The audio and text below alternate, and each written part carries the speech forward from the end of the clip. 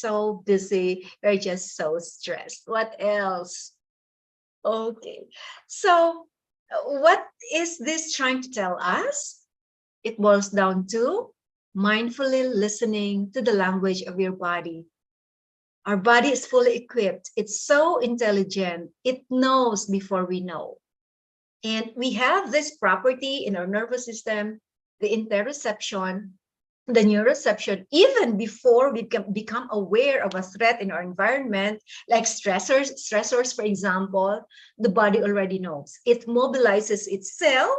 It is fully equipped with the system, the nervous system, for us to feel safe. Okay, so that's how fully equipped we are. And we can leverage the power of the intelligence of our body if we are present in the body, if we are mindful. Are we still breathing? When was the last time that you really paid attention to your breath? Breath is the first indicator that there is life. The same indicator is used when there is no more life. But in between birth and death, where are we in a relationship with our breath? To connect with your breath, I love to call it coming home to myself as I breathe in and out. One more time, breathe in. So give it a sound, because what the sound does, it sends reverberations in the entire body such that the energies are well distributed throughout our body. So just a review, what is stress? It is a feeling of emotional or physical tension. It can come from any event or thought that makes you feel frustrated, angry, or nervous. And stress is your body's reaction to a challenge or demand. So it's not automatic, actually. There is a stressor, but not all of us are affected in the same way, because we judge, evaluate, or assess the situation in a very different way. And that depends so much on our background, our values, our past experiences, and our wiring, meaning are we more of a negative, are we negatively wired or positively wired? Okay. So what happens to the body when we are stressed? Another review. When we are stressed, the body becomes dysregulated, or in short, imbalanced. And imbalance, if we experience it for a prolonged period of time, can transition into a dis-ease. And when we experience stress, it's a feeling of uneasiness or discomfort. So if we always experience imbalance day in and day out, again, be mindful, because it can graduate or transition into a dis-ease. But the body is fully equipped. If we just know how to befriend our body and work with the systems in our body, we can get back to our sense of balance, the green zone. So this is among the intelligence of our body. We have the nervous system, sympathetic and parasympathetic nervous system. When we are stressed, without our being aware of it, the body mobilizes itself. It sends its hormones, neurotransmitters, flooding the body so that it can preserve itself. But after the stressor, the parasympathetic nervous system has to be given the chance to recuperate, to work with the body so that the body can recuperate. Otherwise, we'll be experiencing these symptoms over and over: worrying, muddled thinking, impaired judgment, nightmares, indecisions, negativity, hasty decisions. Behaviorally, we can experience we can be so clumsy, we become accident prone, more accident prone, loss of appetite, loss of sex drive, drinking more, insomnia, restlessness, and smoking more. In terms of emotions, loss of confidence, more fuzzy, irritable, depressed, apathetic, alienated, and apprehensive. And we can feel all this in the body through headaches or tension headaches like migraines, frequent infections. We get easily sick when we are stressed because our immune system is compromised. Thought muscles, muscular twitches, fatigue, skin irritations, breathlessness, among the many signs and symptoms. Okay, so how does it manifest? Through these diseases. If the stressors are chronic and we are not doing anything about it, or when our strategies are no longer working. Okay, so I'd like to focus also on the brain and gut relationship, or the brain and gut axis. And later I'll talk about the three brains in the body. Okay, again, how these stressors manifest in the body: emotions, mental states, and stressors. The body has memories. Every single cell of the body is a repository of memory. So we don't just remember things in the head, the body remembers. And it's the same with trauma. The body remembers. Whenever we are triggered, there are physiological reactions. Okay, so be mindful of where or how are you feeling most of the time. Your vibrations, your emotions, they're always moving, but they want to get out of the body, but many times we allow them to stay. So it requires consciousness to allow them to let go. So relationship among the physical, mental, and emotional problems, like worrying, for example, sadness, anxiety. What is common in all this? They all come from stress. Okay, fear, extreme form of stress.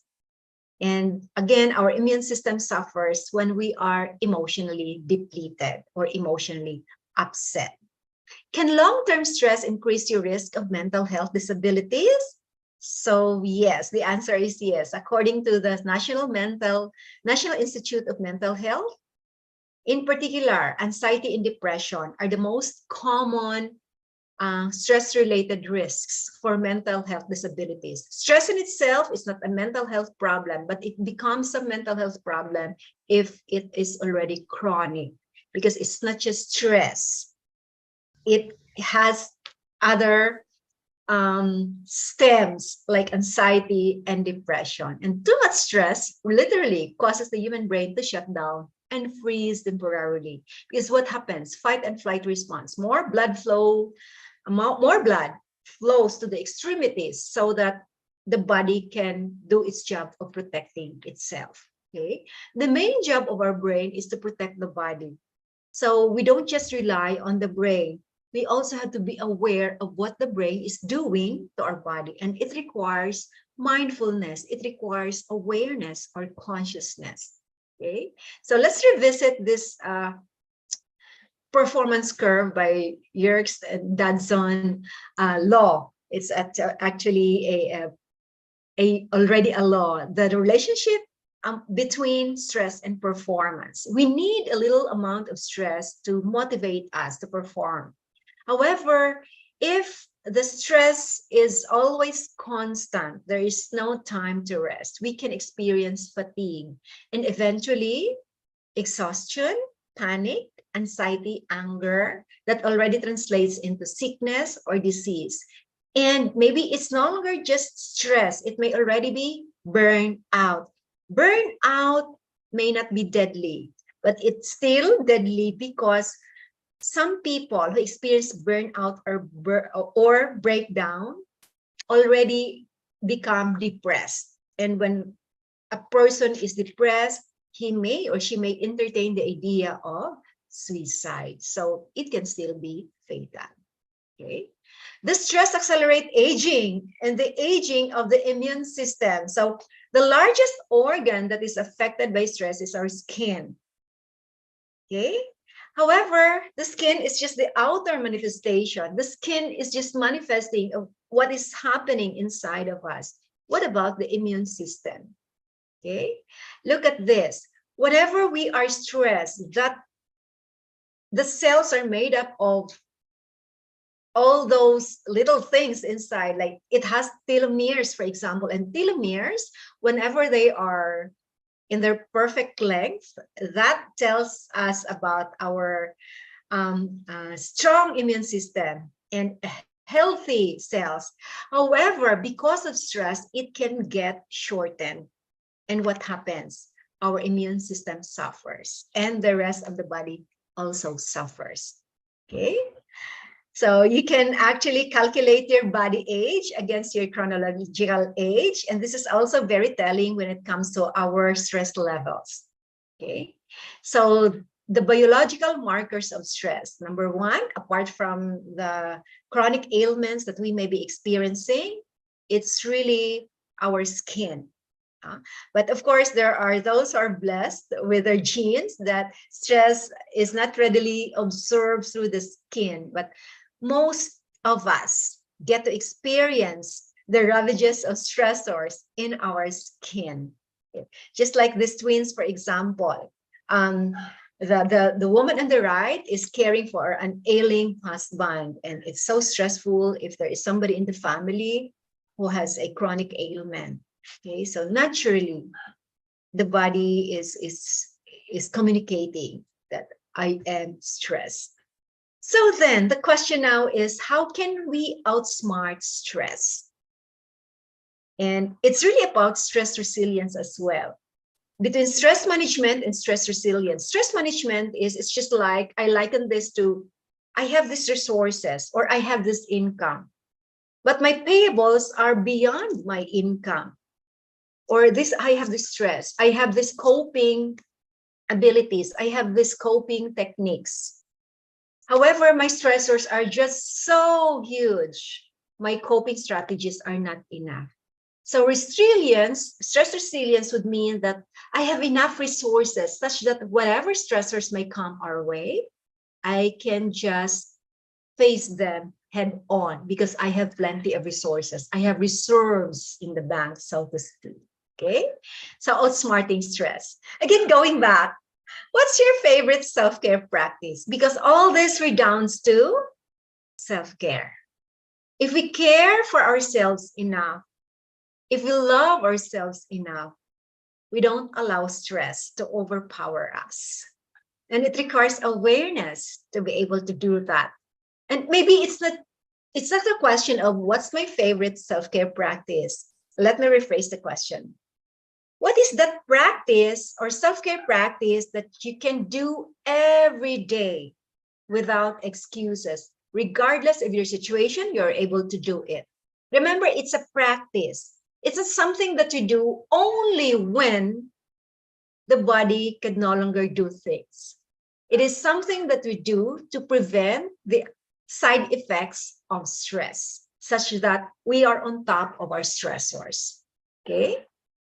So think about something that you can do every day. Again, let me go back to breathing. Anytime, anywhere. We don't need anything to be able to breathe in and out consciously. And that's my favorite, my go-to self-care practice. I can do it anytime, anywhere. It's so convenient because it is so present in my body, in our body. Okay? So let's choose to break up with stress, or maybe after breaking up, we befriend stress. Okay, so how do we do it?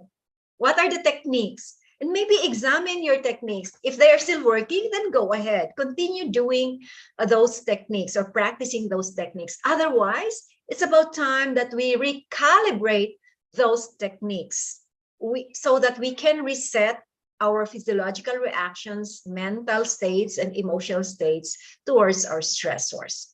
And this is about recalibrating, means upgrading our hardware. Those sets of techniques, tools, and strategies by installing a new software in the hardware.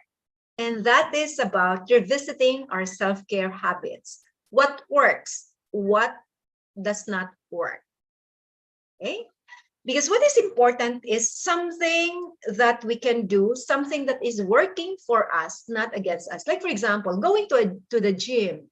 It requires resources, like financially. It requires time.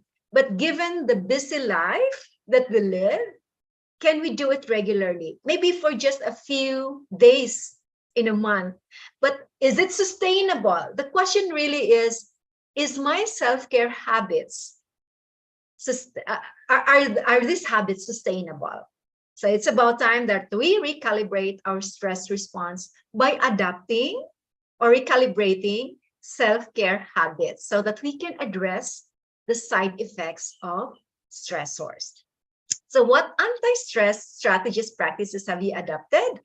It can range from a number of techniques or strategies, and it is a combination of physical, psychosocial, and spiritual practices. Very common, physical.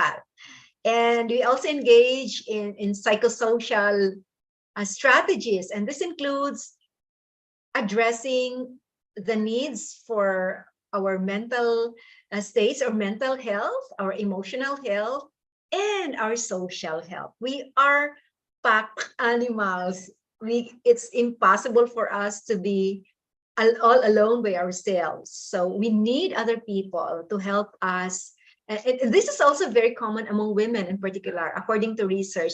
Stress serves a purpose because it is when women are stressed that they seek out others to talk about their stressors, to talk about their concerns.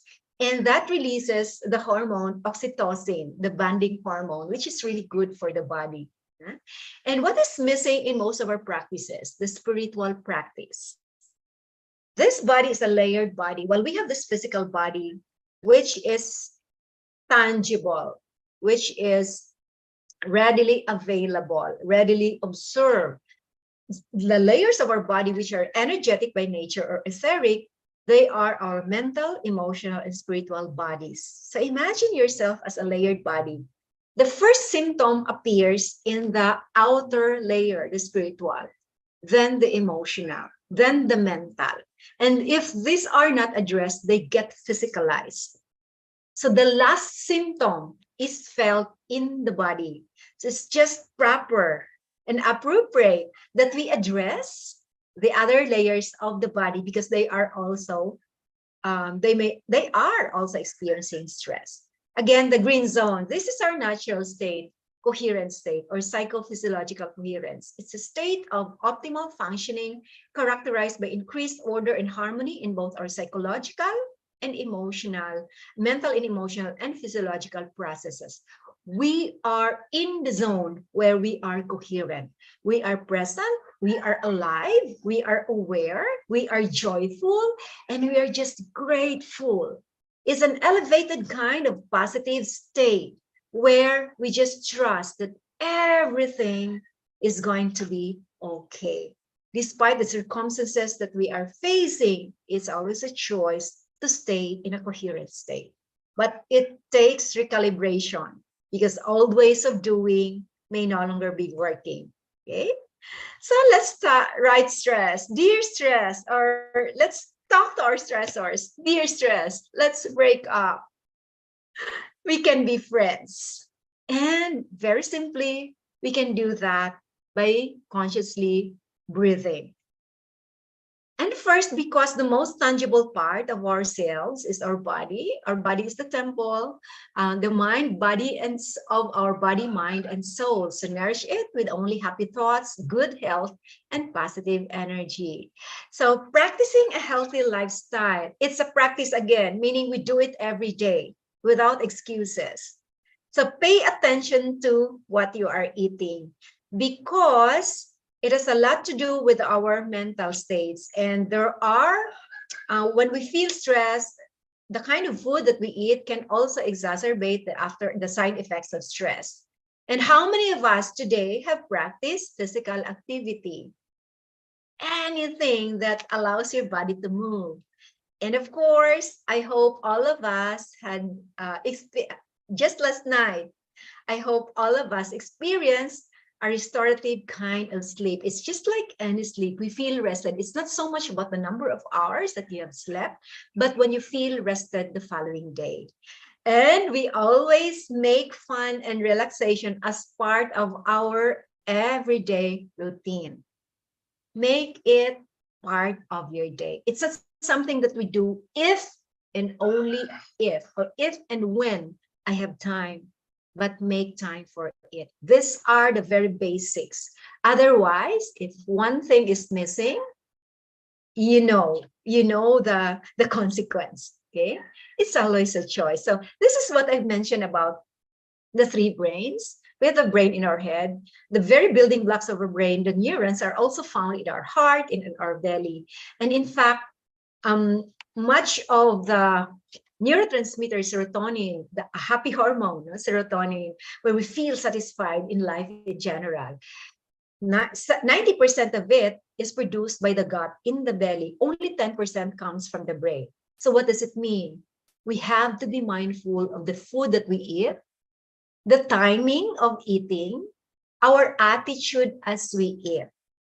Make meal times and eating time a time of celebration.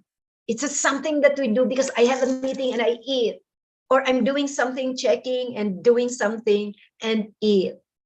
So mindful eating, because it has a lot to do with our overall health.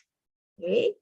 And apart from that, 60 to 70% of our immune system cells are housed in the gut. What does it mean?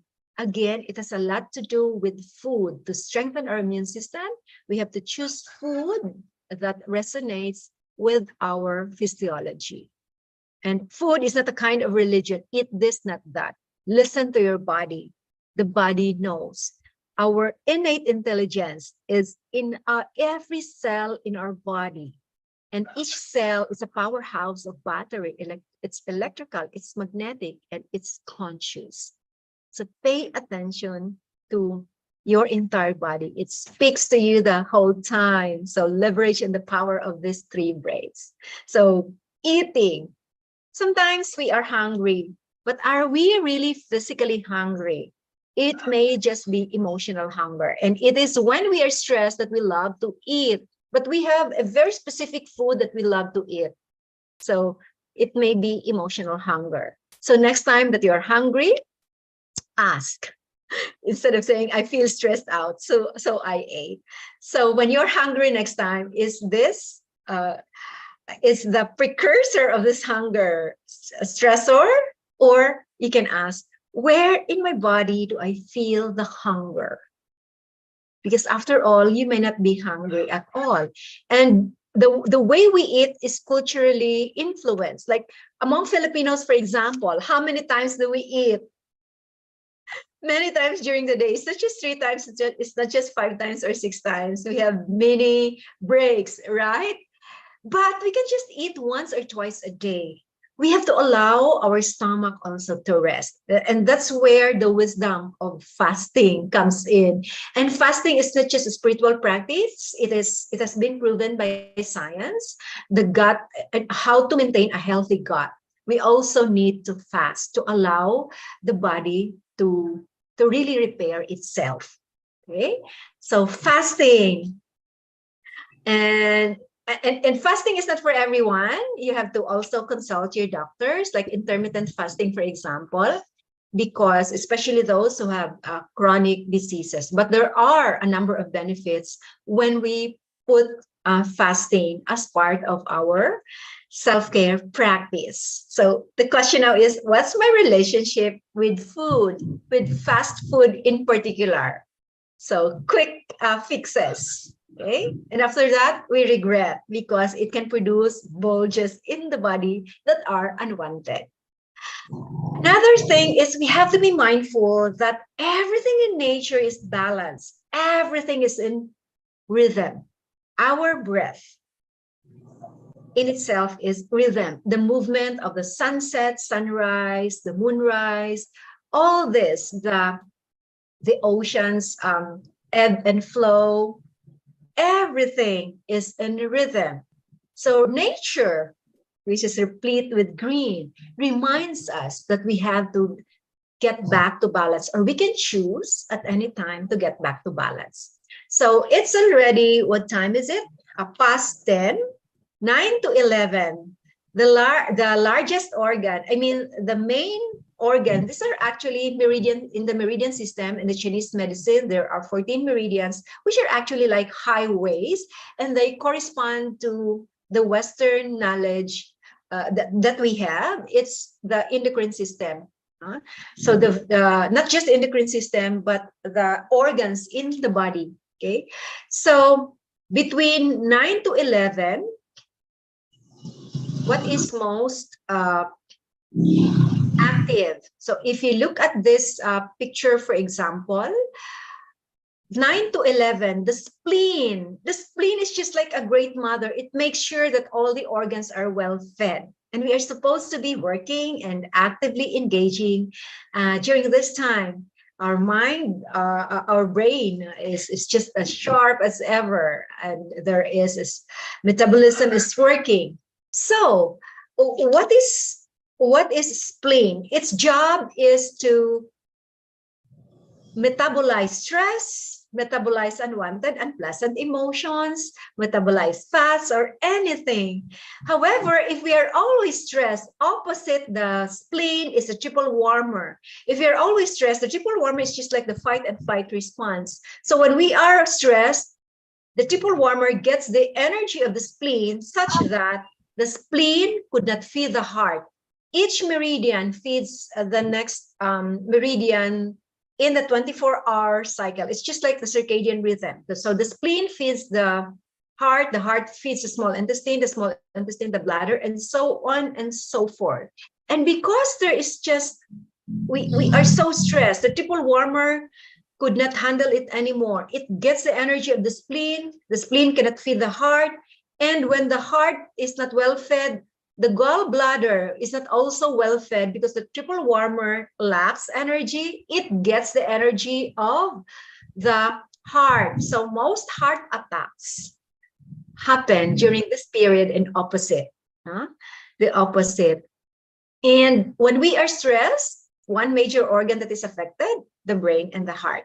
Okay, so we have to be in rhythm, and these meridians or organs can be strengthened by tracing the meridians or tapping the meridian points. Like for example, spleen point during this time it's from the armpit, measure about 4 inches on the fourth pinky, on the pinky, touch it and tap it. It's just tapping using your fingers. You can massage or tap that area. Okay, that's the spleen. And the heart is in this area, small intestine. And the bladder points are here.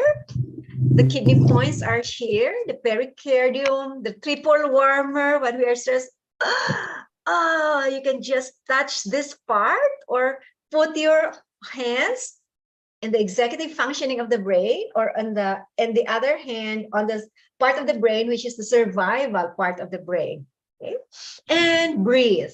What else? The bladder here, the urinary bladder is here. Then the kidneys, the pericardium, the triple warmer, which is also here. The gallbladder is here. You can tap on that those parts. And the liver. The liver is just like below our, for ladies, it's on the bra line. So you can just massage it like this or tap on that, about 4 inches below the nipples for men. And then lung area, when we are sad, just breathe in and massage those parts. Okay. The lungs, the large intestine, you can just actually tap the inner corner of the lower right corner of your fingertips. That can also do the trick. And then the large intestine here, and the stomach. And it's also when we are stressed or anxious that we got butterflies in the stomach, and the stomach is upset because our physical, mental, and emotional states are so interconnected. You can just tap on this area. Okay, while breathing, while smiling. And again, let me go back to the breathing techniques. As I've said, if there's one thing that I want you to remember to recalibrate your tools or techniques in managing your stressors, practice conscious breathing. The secret in the breath. Breath comes from the word sperare, Latin word sperare, meaning spirit. We are being breathed in by spirit, even if we are not aware of it. So how much more if you are aware of it, we are connecting with our spirit. And I love whenever I take conscious breath in and out, I put my hands on my physical heart, on my chest, to really feel my physical heart. Because the spirit is housed in this vessel. closest to my heart. And it is also when we close our hands like this in a prayerful position, and we put our hands together in our chest, that we allow both brains to work together. The left brain, the stress brain. The right brain is just the part of the brain which just loves, which just appreciates, and which just accepts, and it's just grateful. When we allow them to stay together closest to our chest, we allow the brains to work together as well. Because what happens when we are stressed? It's just the left brain working the whole time. Okay, so there is a secret within the breath of life. By consciously breathing in specific patterns, one is able to calm the mind, cultivate energy, improve digestion, steady emotions, and reduce anxiety. Okay, so let me introduce to you a few breathing techniques that you can do anytime. One is ocean breath for calming and centering, so that we can ground again. Because when we are so disoriented, so stressed, we live in our heads, we forget to embody the body. Ocean breath comes from it's ocean breath because the sound is just like the ocean, where you need to constrict your throat. And throat constriction also affects the vagus nerve, which I will talk about later. It promotes better sleep and helps the mind in the present moment. Remember, the mind is wandering the whole time, so it allows us to be present in the body. So how to do it? So you can just follow constricted breathing, constrict your throat, like the sound of the ocean, and then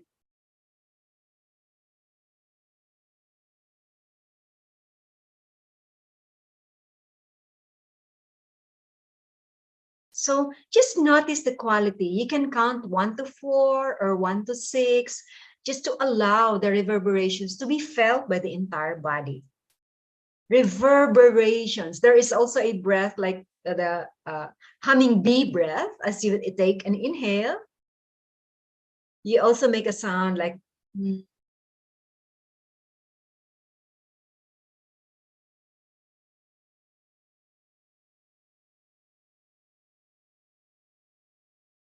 there is sound that is being felt by the body, and sound in itself is healing. It's a natural way to heal the body. Another technique, breathing technique, is 3-part breath for energy and focus. This decreases stress and anxiety. Okay, so we can breathe through, pay attention to your breathing.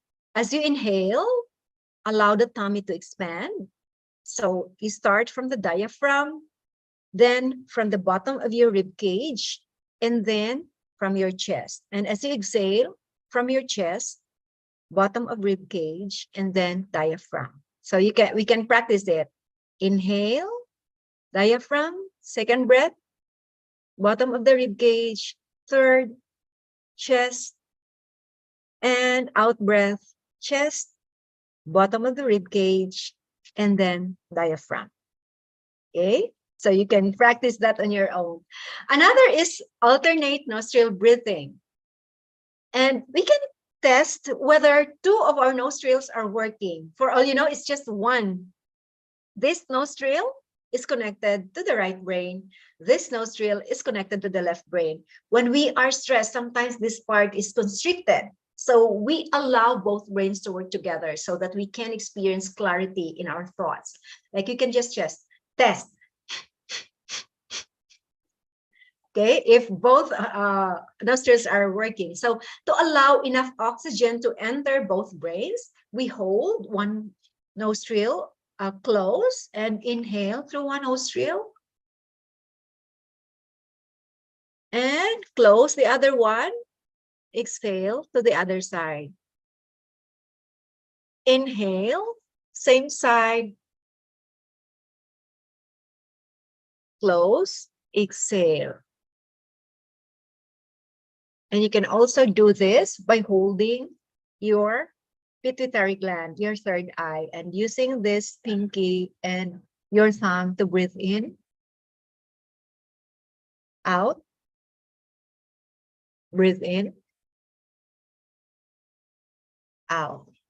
And you can actually make use of your 2 two fingers here, pituitary, and then on the bladder side and your nostrils. Okay.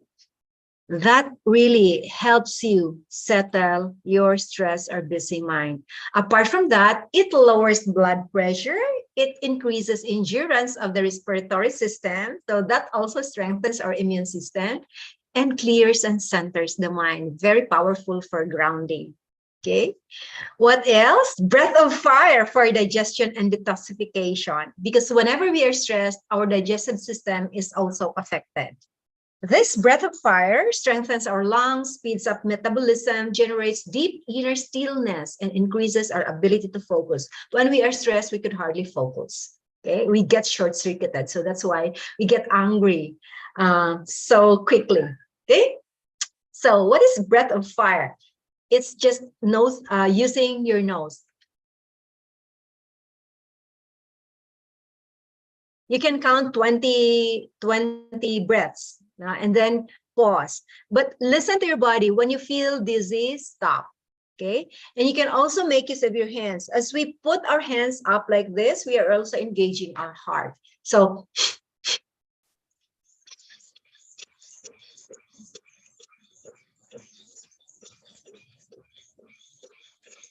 and then pause and another 20 counts. So tune into your body. Your body knows best. Okay. Another type of breathing is soothing and square breathing, and where you count 1, 2, 3, 4, inhale, that's your inhale, and hold it for another 4 counts, 1, 2, 3, 4, and exhale, 1, 2, 3, 4, and notice the space between your out breath and your in breath, 1, 2, 3, 4. What this does, it slows down heart rate and lowers blood pressure. There is also a triangle breathing. Triangle breathing calms the nervous system. It's a very good stress reduction and anxiety reduction technique.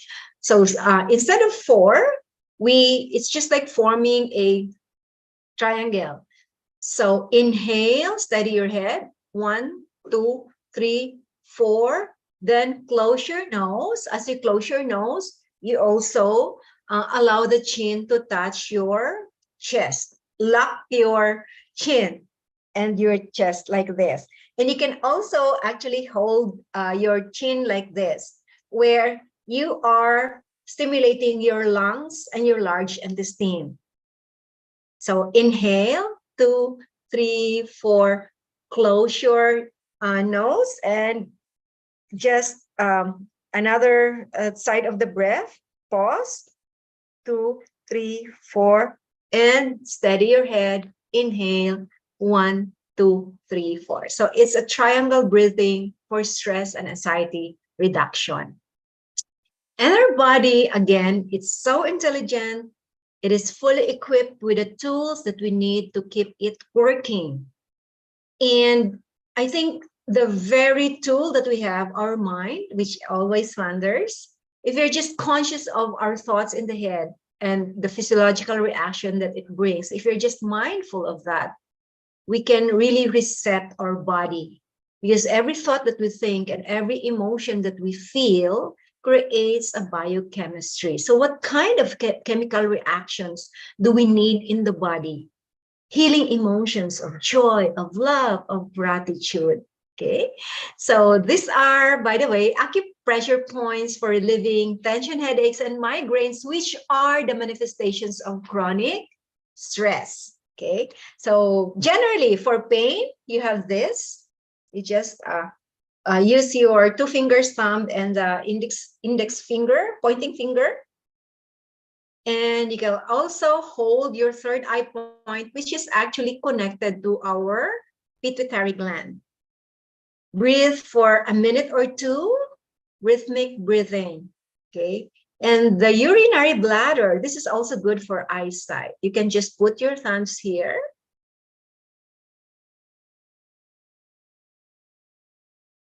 Normally, we breathe in through our nose and out through our nose, but whenever we release unpleasant, unwanted emotions or thoughts, breathe in through your nose and out through your mouth. Okay. And for the stomach points, this is also a kind of a facial massage, because this part also is good for the facial muscles, so facial beauty. This is good for anxiety and stress. And part of our head at the back, the depression here, you can just put your thumbs there and cover your scalp with the rest of your fingers, and breathe in and out.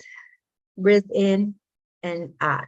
And if you want to detoxify because of the side effects of stresses, in between your large toe and the next toe, move just an inch closer to your ankles, press the point. Okay. That's the liver 3 that can really release toxicity in the body. Wind mansion, again, there is the depression in your head. You can just press that, or you can use your fingers, just like put it on one side, press hard, put it on the other side, crossing your fingers, allowing the brains to work together to rebalance, and dig deep and breathe in. It's just like massaging your shoulders.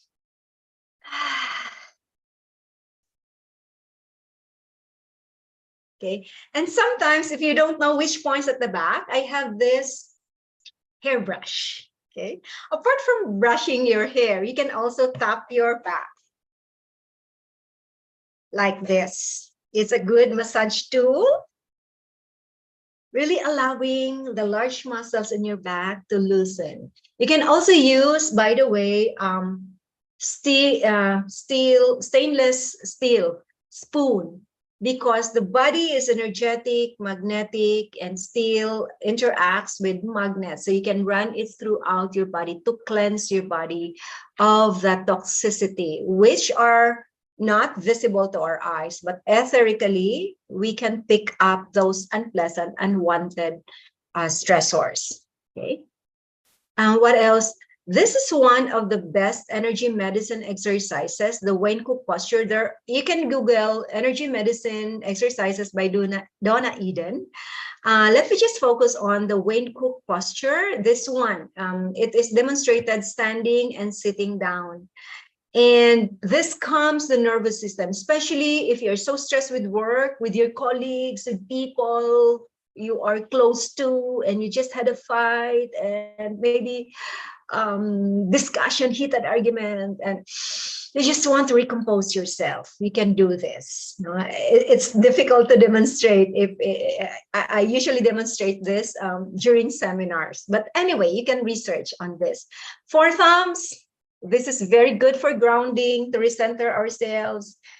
Stomach, kidneys, thymus. The thymus is very powerful for strengthening our immune system, because the thymus produces T cells, which are really good for strengthening the immune system.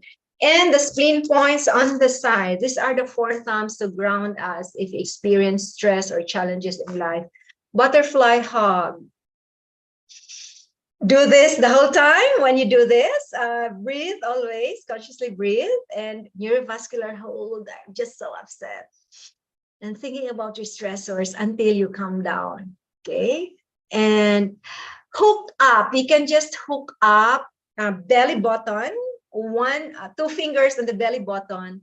The other is on the pituitary gland. So you are actually, it's just like rebalancing your energetic space suit. So imagine this torus field emanating from the body, especially from our heart, because our heart is just so electromagnetically powerful compared to our brain. So it creates a torus field. It's just like a donut shape, which is our spacesuit actually. And it can be measured. It cannot be seen by our naked eye, but it can be measured by something like a squid, or it's a semi-conducting quantum interference device, because we cannot sense this energy. But if we practice being present, being mindful, we can tune into the subtle energies which are available everywhere.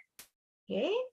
And now the vagus nerve, one of the most helpful tool to just put ourselves recentered when we are stressed. The vagus nerve is the 10th cranial nerve in the brain. It's called vagus because it's a wandering brain. It's so long, miles and miles if you measure it, but it comes from the brain down to our belly. So it makes sense that we have three brains: the brain in the head, the brain in the heart, and the brain in the belly. So how to stimulate that?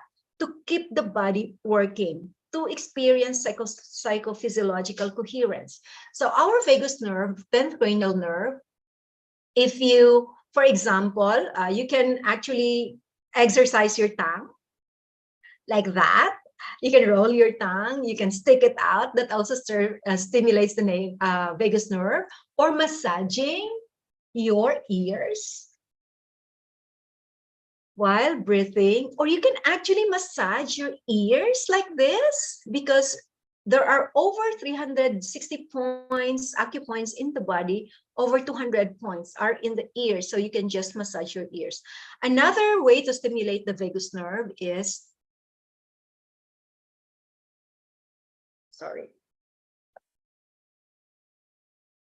hold your ears here and begin to just massage it forward. 3, 4, 5, 6, 7, 8, and then backward. 1, 2, 3, 4, 5, 6, 7, 8. Do that many times of the day. That actually is it's a very effective technique in stimulating the vagus nerve. Okay, what else? Brain cortices technique, it's a kind of brain balancer, because when we are stressed, our tendency is just to use the left brain, which always criticizes, problematizes, and all this day-to-day tasks. So we also allow the right brain to work. So because we have three brains, I learned this from the body talk techniques. There are a lot of techniques, so this is just one. You can put your hand at the back of the survival brain and tap on it. Then tap on the heart brain, tap on the belly brain until you reach, or you're able to cover all the parts of and the last point is here, cover the prefrontal lobe of the brain, the executive functioning of our brain, so that we can think again better and clearly. So tap, tap, breathe and smile, tap. And of course, this side, the temporal lobe, you can just tap it like this, or same tapping on the three brains. That's another. Another is the biggest vein leading to our heart is here. So that's why we put our couple rings here, right? So you just move a little down and tap on that. Put your hand closest to your heart and tap, tap, while thinking about something upsetting or anything that is disturbing you until you calm down. Okay. And apart from breathing, energy, medicine exercises, tapping techniques, you can also tap on that. The body talk, you can research on that. And laughter. You can also put your one hand on the spin point and the other on your triple warmer fight and flight here. So just doing this can already recenter yourself. And what's this? Laugh as much as you breathe. Laugh as long as you live. Laughter indeed is one of the best medicines that is free and always available. We can laugh out loud for no reason at all. So if we want to exercise our internal organs, laugh as much as possible and as long. And there is also this Buddha laugh where you bend your knees, hands on your hips, stick your tongue out and look up, and then just laugh. And it's good when you do that with a partner, you can really laugh out loud naturally. And remember, EFT or emotional freedom techniques is just like an emotional self-care. And if you recall, EFT is not just for emotional issues, not just for mental health issues, it's also for physical issues. So I hope you revisit that. And I really hope that you can gain, if there's just one practice that you can do every day, make it a practice. If you care enough for your health, you'll really choose one to recalibrate your self-care practice and find time to ground with nature. There is a whole science now supporting that earthing or grounding, walking barefoot, hugging trees, or working with the soil or with plants. In short, being with nature is a very natural way to rebalance the body so that we can come home to our green zone again. What other tools? If you are into music, not the metallic ones, music or healing sounds, particularly solfeggio frequencies. There are different hertz depending on your needs. And you can just research this, and there are 9 hours that you can play the whole night or the whole day to heal the entire body. Okay, it repairs DNA. Other tools and techniques, the use of colors, as I've said earlier, colors have wavelengths. They have frequencies. What does it mean? They send healing information at the same time. And maybe when we feel more alive, maybe we can choose to wear yellow, right? The use of colors, and I love to use violet. The color violet, it has a very powerful transmuting power. Like whatever emotions that you are feeling, visualize a violet flame or color. It's just like bathing with this violet fire, consuming your emotions, unwanted, unpleasant emotions. It's just like being cleansed through these colors. It can transmute negativity to positivity, restoring balance, restoring things to perfection. Okay, that's the power of colors, because everything that we have, it's all about light, and colors are reflected on by light. And you can just see a small part of our physical reality because we just base this on the spectrum of light, colors. The use of crystals as well. Why crystals? Because crystals can absorb energy. They can also release energy. So you can also research on that. And the use of scents and aromatherapy. I love essential oils. And what else? I have this tuning fork also. A tuning fork can also rebalance the frequency in your body. And I have a tuning fork has different vibration, but I have this love vibrations. It tunes in your vibration so that we can resonate with the vibration of Mother Earth. Mother Earth is a conscious living being. She has her own vibrations and the Schumann resonance. You can also research that, the Schumann resonance. And what else? Mindfulness practice. We know the benefits of mindfulness, how it reduces stress, and it is well researched. However, why don't we practice it? It boils down to we are a product of habit. So it takes time to undo a habit. So I challenge everyone to a 21-day challenge. Why 21 days? It takes about 21 days to rewire the neural pathways in the brain. The brain is so neuroplastic. The neurons, the pathways are rewired if we practice things consistently. For how long? Give yourself 3 weeks, but it's not permanent yet. To make it relatively permanent, for learning to take place, for it to become a habit, make it 100 days or 3 months or so. Okay, so mindfulness meditation, there are certain yoga poses that can really reduce anxiety and stress. And if you're familiar with energy centers, which are actually our endocrine glands, we just have to cleanse our endocrine glands or chakra. And of course, we need each other as we re-strategize, we recalibrate our techniques. Just a few more minutes. We need social support, but it's important that we are mindful. of the people that we are with. So pay close attention to how others make you feel. It is a direct reflection of their internal energy, their vibrations. So surround yourself with people who leave you feeling recharged. And if you think that people are not recharging you, give out that positive energy so that you can help them replenish themselves. And of course, it helps if you also practice digital diet, social media detoxification. So unplug so that you can plug into your inner source.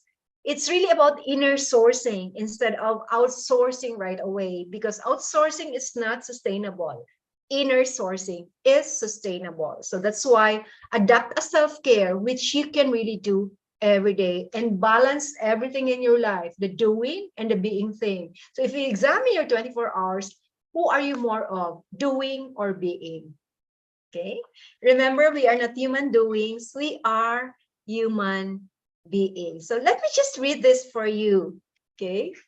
It's really an invitation for us to pause and rest. If you don't feel like starting a new project, don't. If you don't feel the urge to make something new, just rest in the beauty of the old, the familiar, and the known. If you don't feel like talking, stay silent. If you're fed up with the news, turn it off. If you want to postpone something until tomorrow, do it. If you want to do nothing, let yourself do nothing today. Feel the fullness of the emptiness, the vastness of the silence, the sheer life in your unproductive moments. Time doesn't always need to be filled. You are enough simply in your being. So take the time to really pause and rest. So what does it mean? Make a commitment to yourself. Make the time for yourself and make self-care your main career, because if you do, the rest will follow. It's a commitment, not just a motivation, because when you are just motivated, you do it when it is convenient for you. But when you are committed, you don't accept buts or ifs or excuses. So tell yourself, I make it a point to practice self-care. I make an appointment with myself. So make it part of your to-do list. Put me time in your daily schedule and make yourself a priority. Remember that your daily routine really matters. And begin again and again. Renew your relationship with yourself. Fall in love with taking care of yourself in body, mind, and spirit. Thank you so much. We still have a few minutes for your sharing. Hello.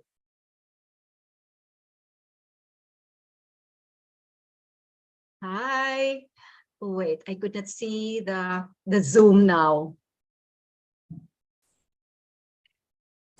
Okay, there. So, what's your favorite self-care practice? Or what is that one thing that you can start doing or continue doing? Huh? So that you can win over your stressors. Hello? Yes, ma'am. Hello po. Yeah, what would you like to share, or questions? Or you might want to share your self-care practice so that the rest can also benefit, no, from the sharing. Okay, let us give chance to our audience for them to ask questions with regards to the topic. So you may now comment down your concerns via Zoom or via YouTube Live. And please don't hesitate to raise your concerns and or clarifications to our speakers. Okay, you can now share or ask questions regarding the topic.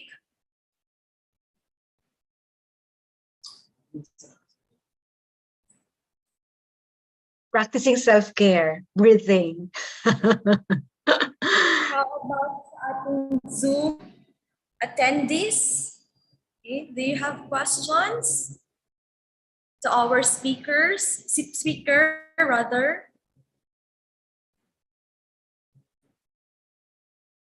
I'm sure this is already an oft repeated topic, so not much to ask perhaps.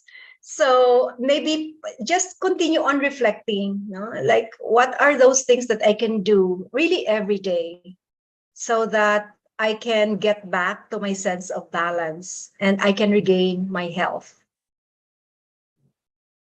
Okay, we have Okay, there is a questions, question ma'am. here. Yeah. Yes, let me read to you, ma'am, the question from Sir Matt Edison Alcantara from USMKCC faculty. Hello po, ma'am. I have a stress. Ang stress ba can the nerves resulting the deformation of some part in your face? Yung stress po ba daw can result to the deformation of some part in your face? Thank you, sir, for that question. These are actually, yeah. Mm-hmm.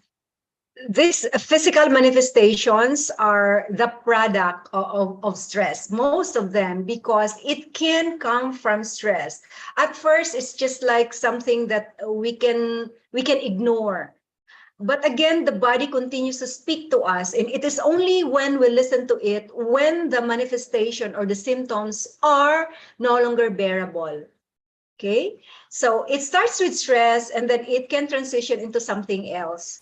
But if you have it checked by doctors, there are already some organs maybe that are affected, and maybe nerves which may no longer be working at their best. So that's why it can result into there are so many names now when it comes to diseases and that deformation.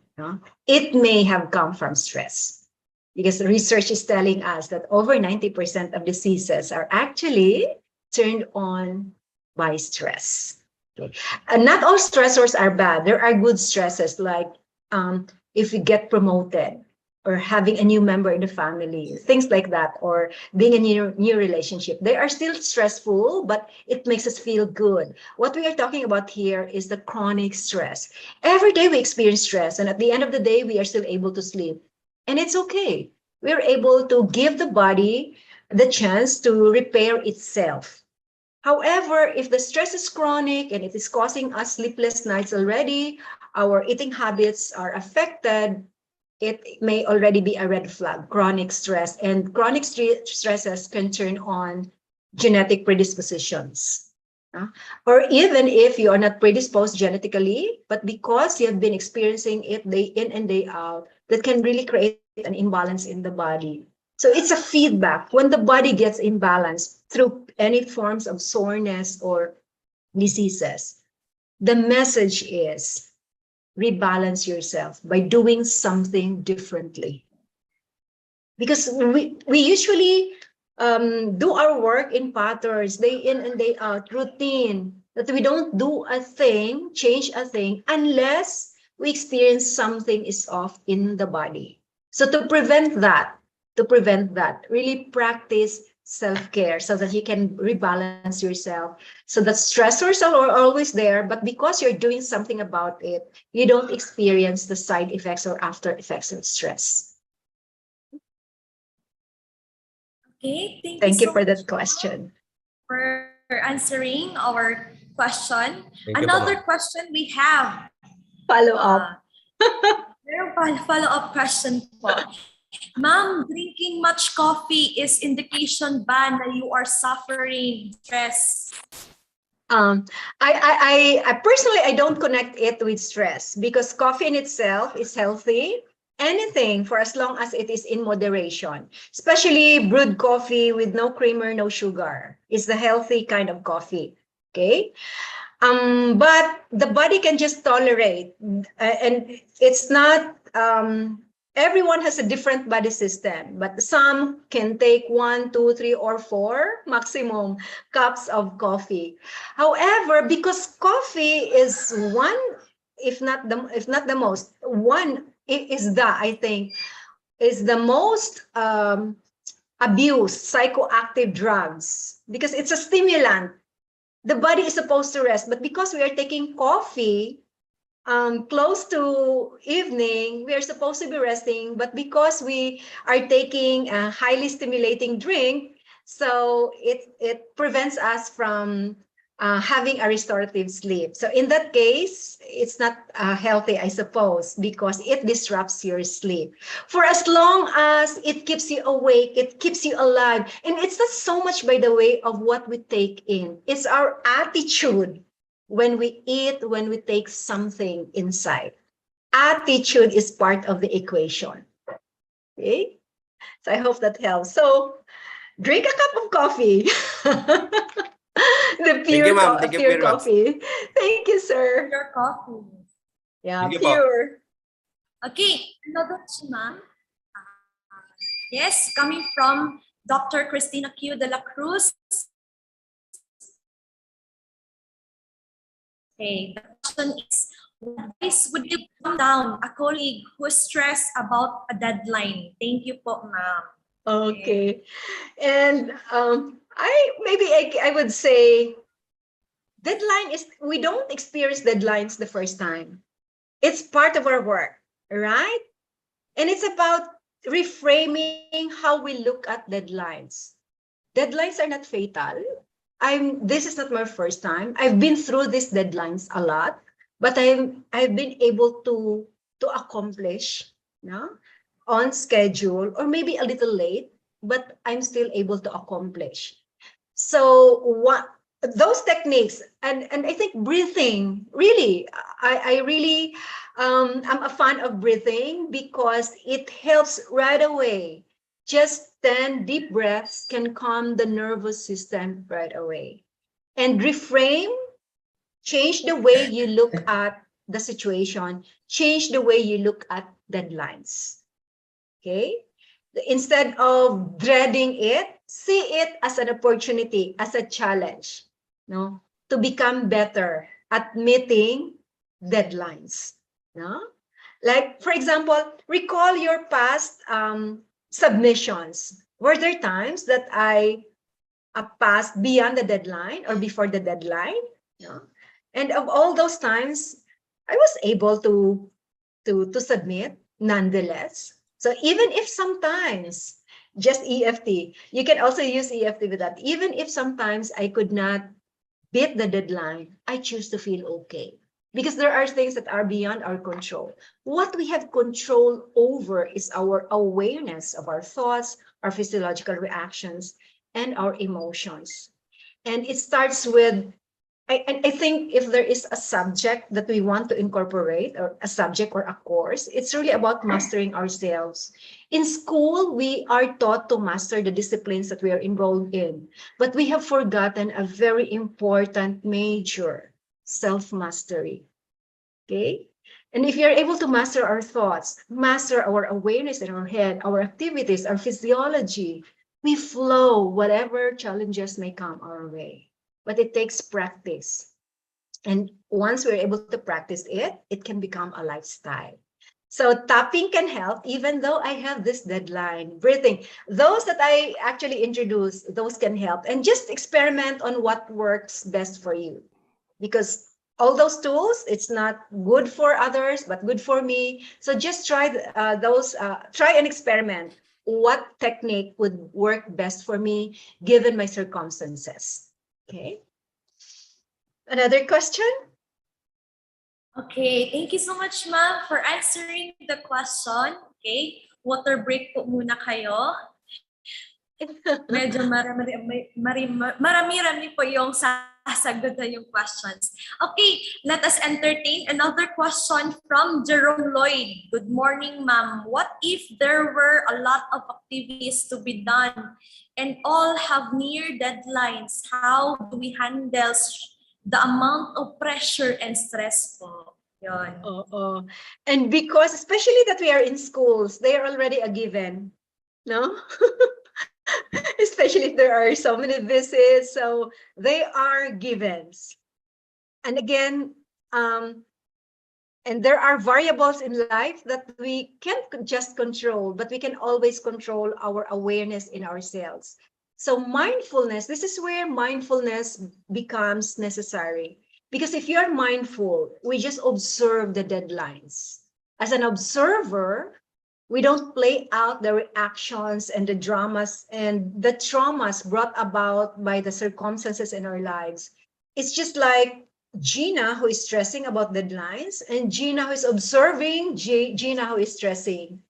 I get to choose. I observe my reactions. I observe my thoughts, what is going on in my mind. Because usually, if you're not able to meet deadlines, we make conclusions about ourselves.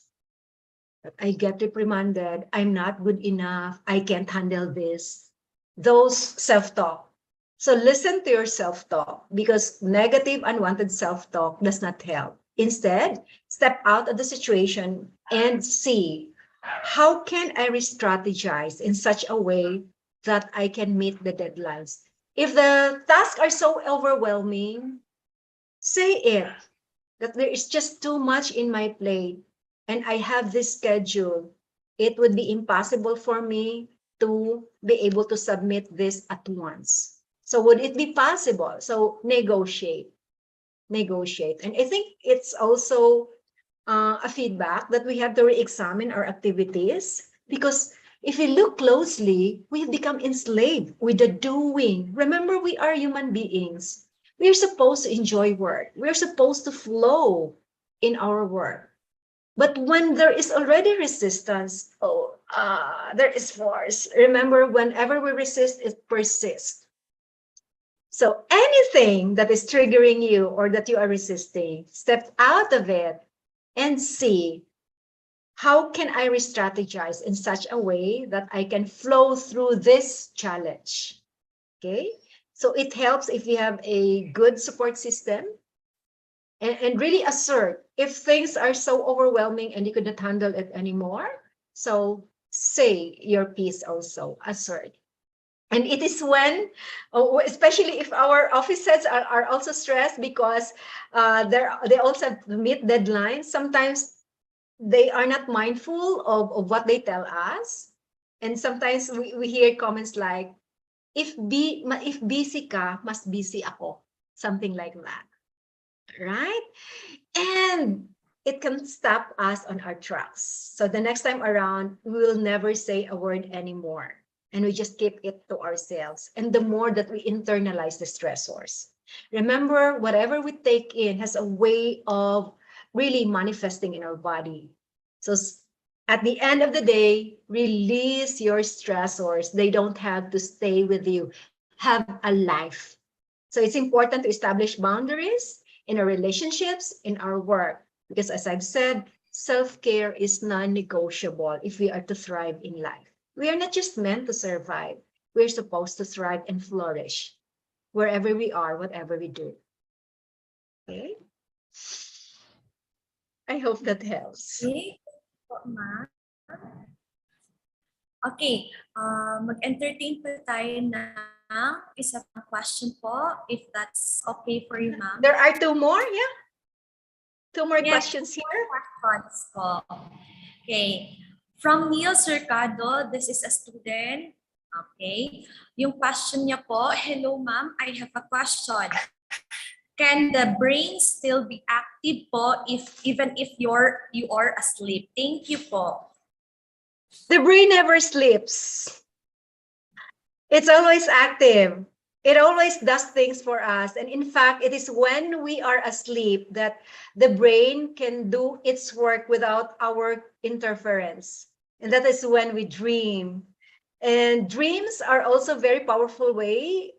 They are very powerful medium, no, to let us know about our current state, be it in the different areas of our lives.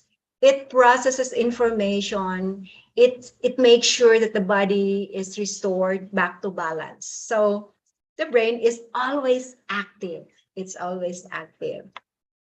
And it heals the body, no? When we sleep, we give it the chance to heal the entire body. Okay, thank you po, ma'am. The brain is always active. So remember that one, ha? Okay, eto, we have question pa rin po from Ma'am Dea Sabit, USM KCC faculty.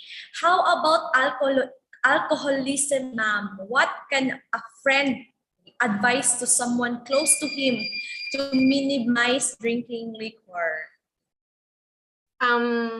usually if it is already the person, maybe we usually label people who are into drinking for some time alcoholic, no?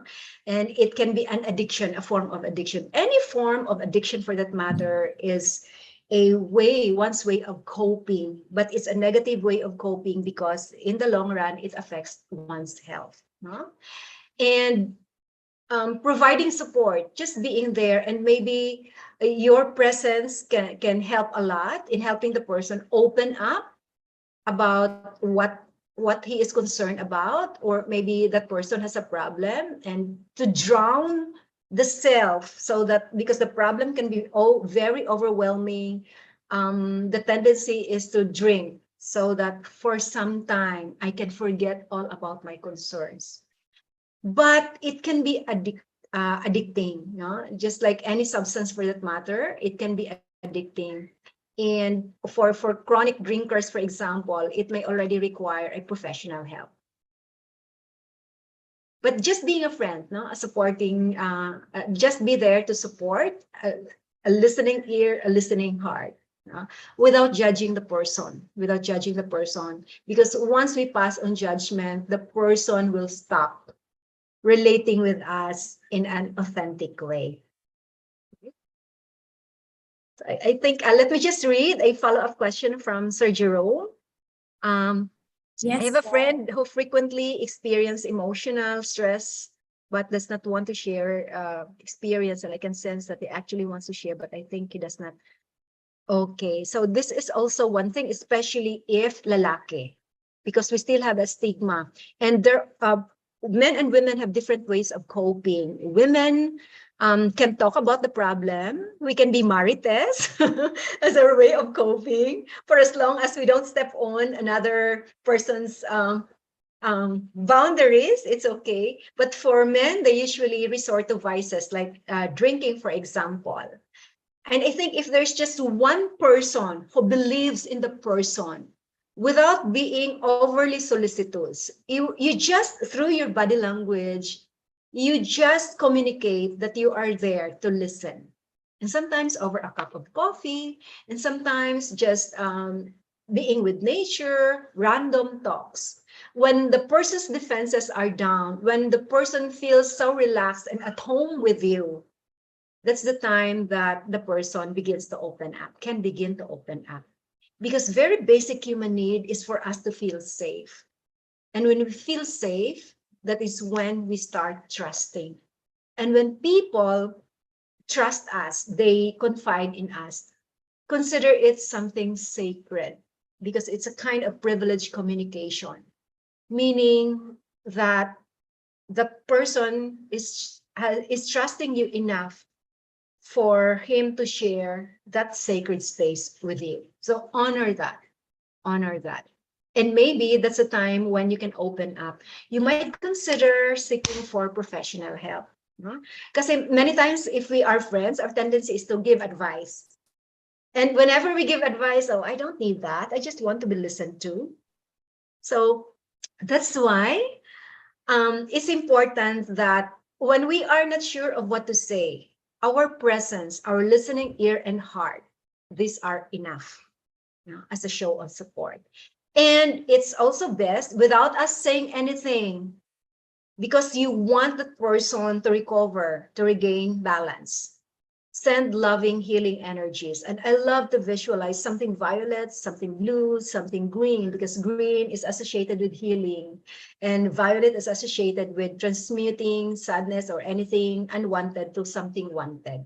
Send that, emanate that from your heart. As I've said, this has been proven by science. The heart is electromagnetically more powerful than the brain. So engage through your heart and with your heart. And it's just like when you pray for that person without being attached to the outcome. What is it that you love the person to experience? Send those thoughts and loving energies. Okay? You don't have to do anything, but by just your being in one maybe of your mindfulness meditation practices. Send those loving energy. That's the principle behind distance healing. And there are already also researches about telepathy. Because energy knows no time, no space. So send that loving, healing energy. Okay. Top 3 best stress management techniques. Breathe, breathe, and breathe. Okay. Okay. Thank you po, ma'am. Okay. Breathe, breathe, breathe down. Yun Break yung po down ang tap. crying. You can tap the no? Especially if the person is crying, overwhelmed, and the person could hardly breathe. You ask permission if you can tap on the top of the head, and tell that person to also tap the kidney points and this point. Okay. From Sir De La Cruz or Ma'am De La Cruz, is it normal for a person to be hot-tempered? I wouldn't say it's normal, but by default, we are that. It's just like our animal reaction. That's animal nature. That's the animal in us that kicks in for survival. But between animals and humans, we are conscious, breathing, living beings. While animals are also breathing, living beings, what makes us different? We are aware. We are aware of our stressors. We are aware of our reactions. Who is the person who is aware? That's your formless state who is aware and conscious. And because we are conscious of our reactions, if this happens the next time, how would I respond to the situation? So instead of reacting, you choose to respond to the stimulus, to the trigger. Because triggers are very powerful tools for us to learn something about ourselves. Whenever we are triggered, instead of reacting to the person, we ask ourselves, where is this coming from? Because you'll never be triggered unless, in the first place, that issue is not with you. Okay? So it has been there. It takes that person to trigger you. So thank that person for allowing you to know more about yourself so that once and for all, you can release that. It's no longer helping you. Okay? Being addicted to being alone. It's not as easy as saying, because there are people who are introvert, they just love being by themselves and with themselves. And there's nothing wrong with that. For as long as you are not problematizing others and you are healthy and you just feel good being alone, because for some people, they don't feel like they belong. And there are new generations who are already showing those behaviors. It feels like I don't belong here, and that just enjoy being themselves, and it's totally fine. Being introvert is not a disease, but most people would love everyone to be to socialize. It's not just their thing. They are better left by themselves on their own. Okay. Okay. Thank you po, ma'am. Last question po. Itong kay from Gina po. Good day po, ma'am. Can a breakdown or crying out reduce our stress? Uh-huh. Yun po yung... Yeah, that's why we have tears. Whenever we feel something intense inside, it leaks through our eyes and sometimes through our nose, right? When we cry. So crying is a good way to release unpleasant, unwanted emotions. No? And after that, check in. Where is this coming from? What is it that I need to know? What is it that I need to do? I'm open to knowing and resolving whatever issue may be left, maybe is curling or burning inside. Engage in self-reflection. Because if it's already a habit that each time you get frustrated, you break down, it's a different story. Meaning you're not able to handle those micro stressors. But it can reduce. It can reduce. But there are acceptable ways, socially acceptable ways, and healthy ways of coping. So we would rather adapt those. Okay. Wala na bang tanong coming from our Zoom attendees? How about sa ating YouTube live viewers? Okay, may tanong pa ba? Okay, thank you daw po, sabi ni Gina, ma'am. Again, thank you so Thank much, you. ma'am, for the insights. I guess wala namang tanong from our audience. So, thank you so much for the insights that you have imparted to all of us, ma'am. It was indeed a very good topic na discuss para ma-help ang mga students or ating mga audience to manage their own stress. Okay? Thank you for sharing your techniques, ma'am. I hope lahat sila ay nakakuha ng informations. Pero may pahabol pa po tayong question, ma'am. Yeah, sure. Christopher, okay ba? Isagutin natin.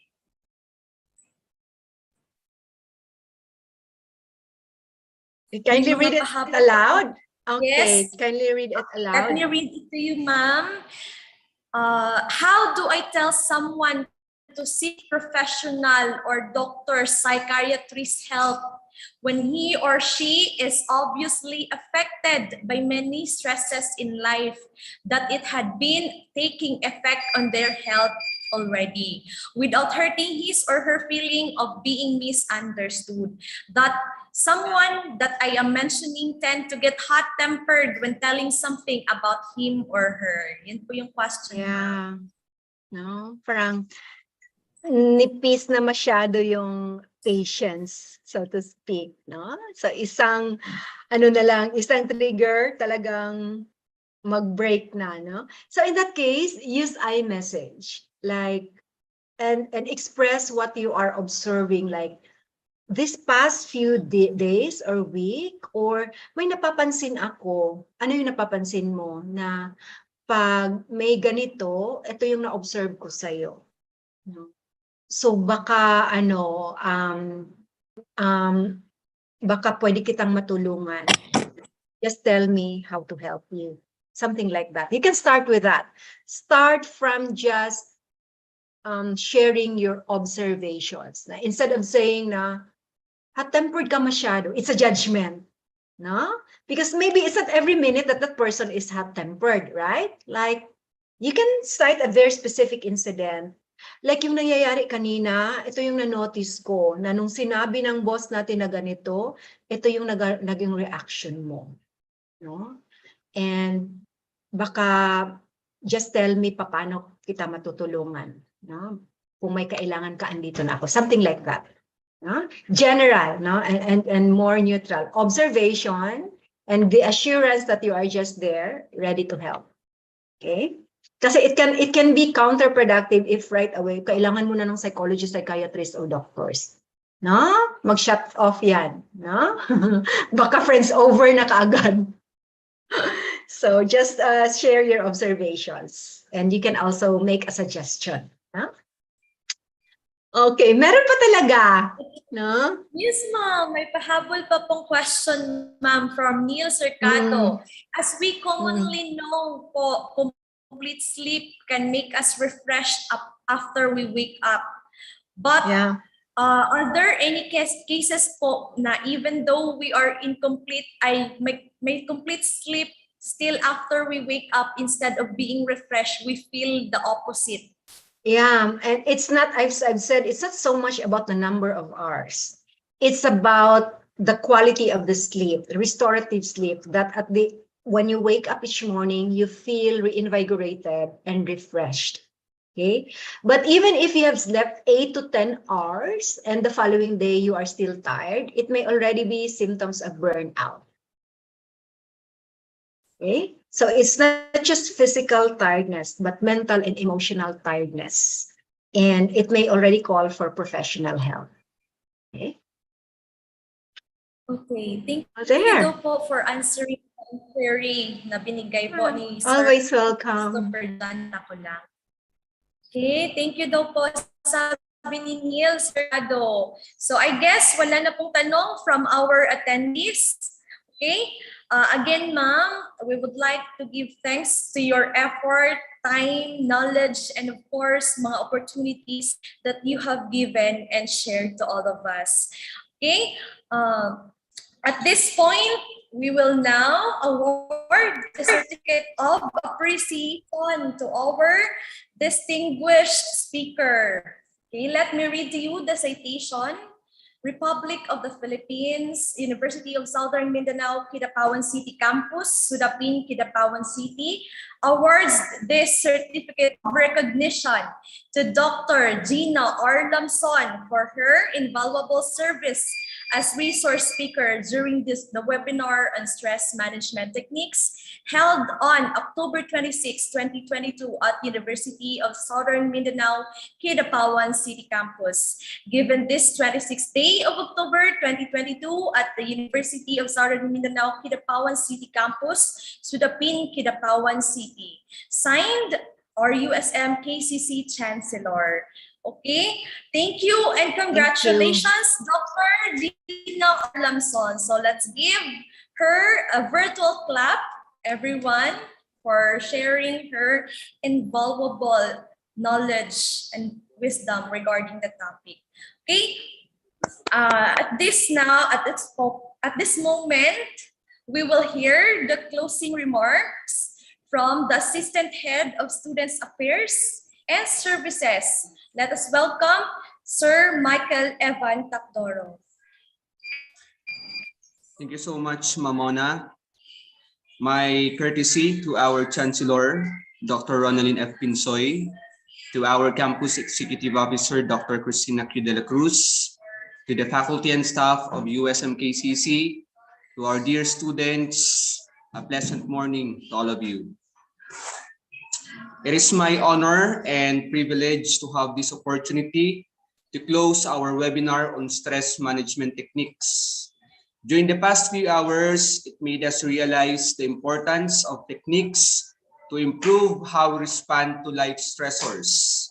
Surely, these techniques will prevent or ease stress-included symptoms. With the help of stress management, it helps us to get out from the harmful effects of stress. Stress management helps in dealing with the stress arising in today's hectic life. A phrase popped out in my mind and I quote, "There is hope even when your brain tells you there isn't." Life is difficult. There are struggles. Let's face it. And feeling sad, depressed, guilty is common when we are in the difficult phase of our life. But dwelling with it for a long time is not good for our mental health. That is why we need help and a strong support system, because at the end of the day, we are the warrior of our own battles. Thinking that even we don't see the light at the end of the tunnel, it is always there, and God will always make a way. I would like to express my appreciation and gratitude to our speaker, Dr. Gina Lamzon, for generously sharing her time, experience, and insights with us. Thank you so much, ma'am. We have learned so much from you, and we are very grateful for sharing your expertise to all of us and to our students. We would like to acknowledge also the effort made by the Counseling and Career Development Office, because through them, this event became successful. And I would like also to acknowledge the presence of the deans of the 3 colleges, the Management Council, and to those who are present in this webinar. Thank you so much for your time. Once again, thank you and good morning. Okay, thank you so much, sir, for that very remarkable statement.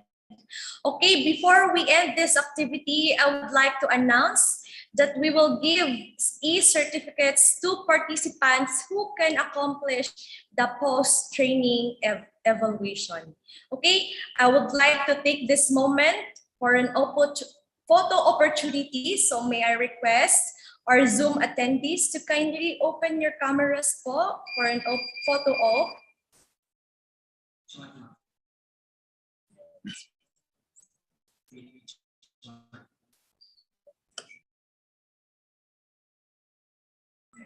Okay, page 1. 1, 2, 3, smile. Page 2, 1, 2, 3, smile. And last page, Again, 1, 2, 3, smile.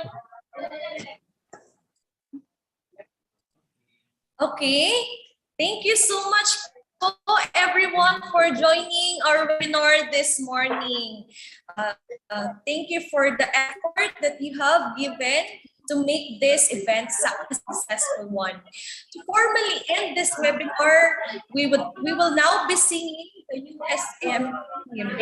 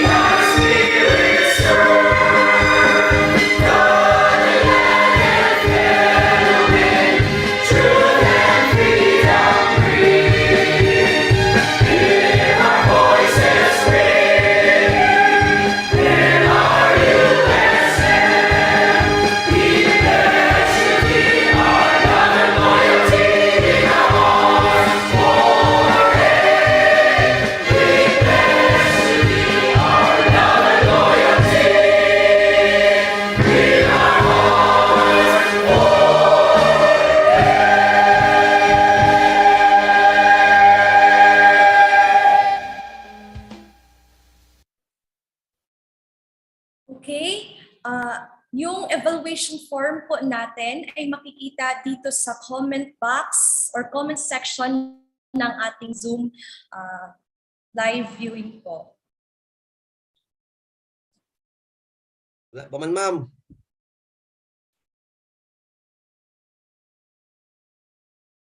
Wala ka po. Well, gonna be pasting po. Okay na, sir.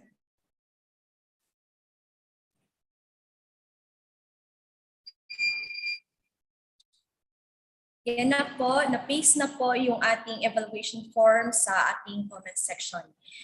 Okay, this has been your moderator, Miss Mona Ibanez. Once again, good morning and have a blessed day, everyone.